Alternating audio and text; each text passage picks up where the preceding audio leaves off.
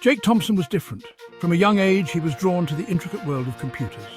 While other kids played outside, Jake built websites, he devoured programming books.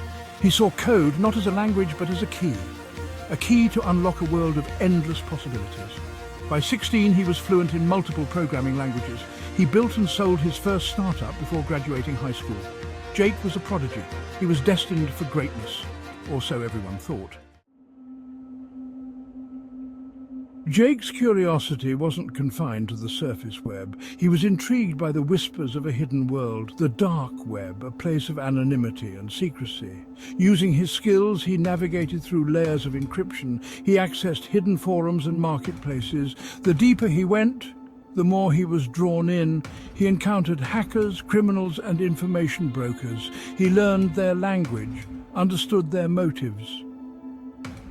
The dark web, once a mystery, was now a playground. Among the many dark arts he encountered, SIM swapping piqued his interest, a technique to hijack phone numbers, to control someone's digital identity. Jake was fascinated. He researched, practiced, and perfected the technique. He learned to exploit vulnerabilities in mobile carriers.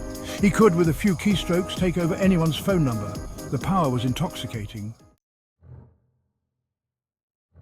One day, while browsing a dark web forum, Jake stumbled upon information about a cryptocurrency exchange. The security was lax, the rewards immense. An idea began to form. He could use SIM swapping to bypass security measures. He could drain the exchange's wallets. The plan was audacious, dangerous, and brilliant. The more he thought about it, the more he was convinced. This was his chance to make a mark. The night of the heist was electric. Jake was a conductor, orchestrating a symphony of code. He executed the SIM swap, taking control of the exchange owner's phone number. He bypassed two-factor authentication. He gained access to the central wallets. With each transfer, his heart raced. Millions of dollars in cryptocurrency flowed into his anonymous accounts. He had done it. He was a ghost, a phantom, a digital outlaw. The thrill was unlike anything he had ever experienced. The adrenaline subsided, replaced by a cold, calculating calm. Jake knew he couldn't afford mistakes. He meticulously erased his digital footprints. He routed transactions through layers of anonymizing services. He scrubbed his online presence. He was confident, he was untraceable. He had vanished into the digital ether, leaving no trace behind. Or so he thought.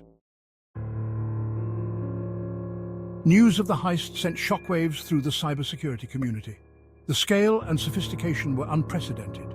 Experts were baffled. Law enforcement was scrambling. The stolen cryptocurrency became a ghost currency, whispered about in hushed tones on dark web forums. Little did Jake know his every move was being tracked. The hunters were closing in. The FBI's cybercrime unit was relentless. They worked tirelessly, piecing together digital breadcrumbs. They analyzed transactions, tracked IP addresses, and infiltrated dark web forums. They identified Jake's online aliases, uncovering his real-world identity.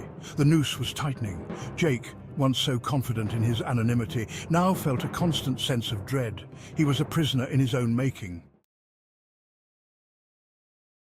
The inevitable knock on the door came on a rainy Tuesday morning. The FBI, armed with a search warrant, swarmed his apartment.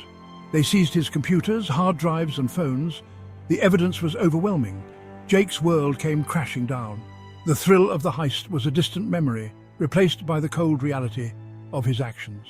He had traded his freedom for a fleeting moment of exhilaration.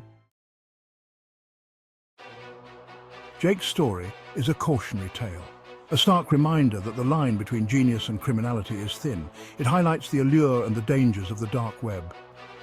A world where anonymity can breed recklessness. Jake's downfall wasn't due to a lack of skill, but an excess of arrogance.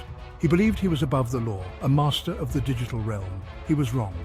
Justice, even in the digital age, has a way of catching up.